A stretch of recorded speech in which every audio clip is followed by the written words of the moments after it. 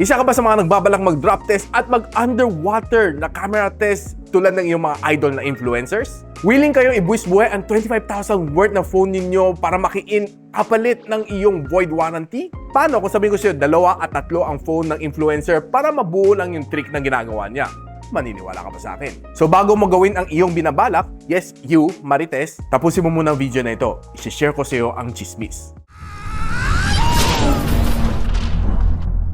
So guys, itong video na ito is all about educating you guys. Ano pwede mo maklaim sa warranty at anong hindi nyo pwede maklaim sa warranty. So recently, nakita natin sobrang sikat itong Honor X9B. It's one of the phones na sobrang durable, I know. And personally, I've tried it myself. And of course, I'm not telling you to try it as well. Ang nano crystal glass nitong phone na ito is definitely very durable, very tough. It is 10 times more durable than yung kanyang predecessor, sabi nila. Now, ang daming influencers, KOL, yung mga celebrities, at kung sino-sino pa, nagsubok mag-drop test itong phone na ito. And most of them survived daw.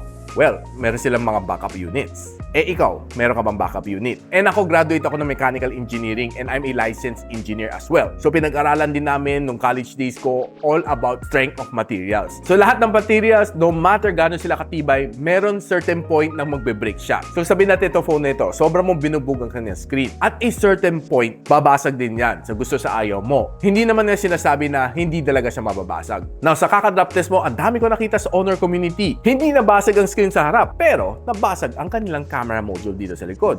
Which is, syempre, gagastos ka. Now, covered ba siya ng warranty? Of course not. Eh, paano kung kinomplain mo, bakit si ganitong influencer, hinampas niya, hindi nasira? And ina-advertise niyo na unbreakable ang kanyang screen, pero nabasag. Ang sagot dyan, gunggong ka kasi, ba't ka gumaya? Lahat ng physically induced damage, torture test man ko, at never test ang ginawa mo dito sa phone na ito, kahit military STL pa yung grade na itong phone na ito, basta ikaw gumawa ng damage, automatically void na yung warranty. So, ang dami ko naman kinausap ng mga service centers, and one of them is City Light, which is the official na service center ng Honor in the Philippines. They told me, basta physical damage, matic, void warranty. And of course, the next one is IP68 rated ang iyong phone. Pwede mo ilublob tong phone mo sa swimming pool. And ikaw naman, uto-uto ka naman, ginaya mo yung favorite influencer na binabad mo rin sa swimming pool itong phone na ito, siya hindi nasira. Malay mo, pangatlong phone na niya yun. Eh sa'yo, isa lang. So ayaw na mag-charge, ayaw na mag-boot up.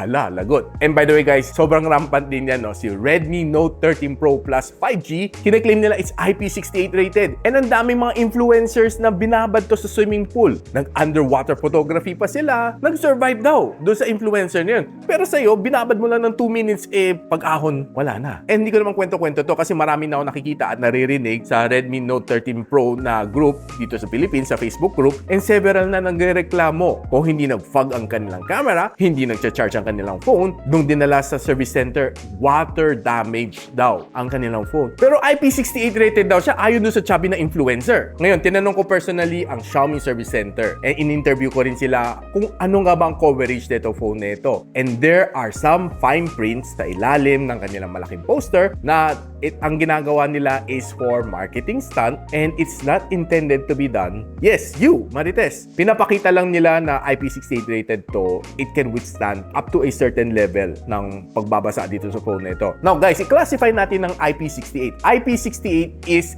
dust and water resistant. Okay? Take note of the word resistant, hindi siya proof. So kung sinabi mo waterproof, kahit itapo mo to sa dagat, eh kaya na mag-survive. Pero water resistant. Resistant meaning kaya na mag-repel up to a certain level. Kung mali ang pasok ng tubig dito sa phone na ito, eh yari pa rin. So saan pwede pumasok ang tubig dito sa phone na ito? Kita mo mga butas na ito sa ilalim, hindi naman sila naka-sealed proof eh. Sa speaker, sa USB-C port, and doon sa yung SIM tray. Well, given yung SIM tray, meron siyang gasket, so probably hindi papasok doon. Eh meron ka pang speaker grills dito, and dito sa tenga, may mga butas din yon. Are you sure na sealed proof ba siya? So ang sabi ng service center ng Xiaomi, any water-induced damage sa iyong phone, void din ang warranty. So, pupunta ka din sa Xiaomi Center saying na daw. Eh, si ganitong influencer, binabad niya, tinapon na sa swimming pool at nag-underwater photography pa siya. Wala nangyari sa kanyang phone. Ako, sabihin ko sa inyo, eh, baka pangatlong phone na yun, nasira na yung una at dalawa. Eh, ikaw, isa na nga lang phone mo, binuwis buhay mo pa, nakiuso ka pa, eh, sorry ka na lang. So, there are some other things na kailangan mo malaman sa warranty, kung ano nga bang covered o hindi. Dahil I interviewed a lot of mga warranty centers. Thank you nga pala guys for letting me interview you. Na-interview ko si Carl Care, which is the official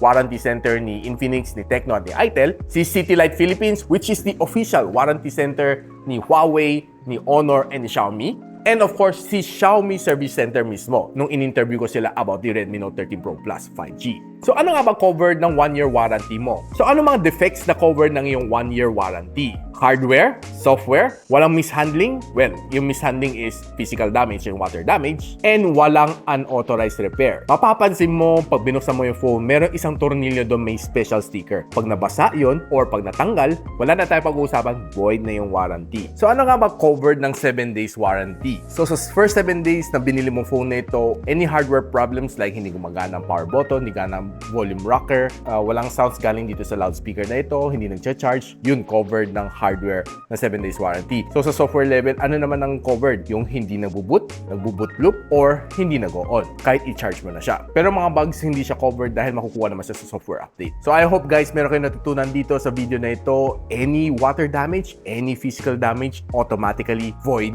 ang iyong warranty. So ano, gagahin mo pa rin idol mo? So if you like this video guys, don't forget to share it to your friends, and a sub to this channel would definitely be appreciated. I'll see you in the next one. And so, ako para si Richmond, and you're watching Gadget Sidekick. Like and subscribe to my channel. Don't forget to hit that notification bell. For one of my latest uploads, click the dito. And for one of my popular uploads, click here.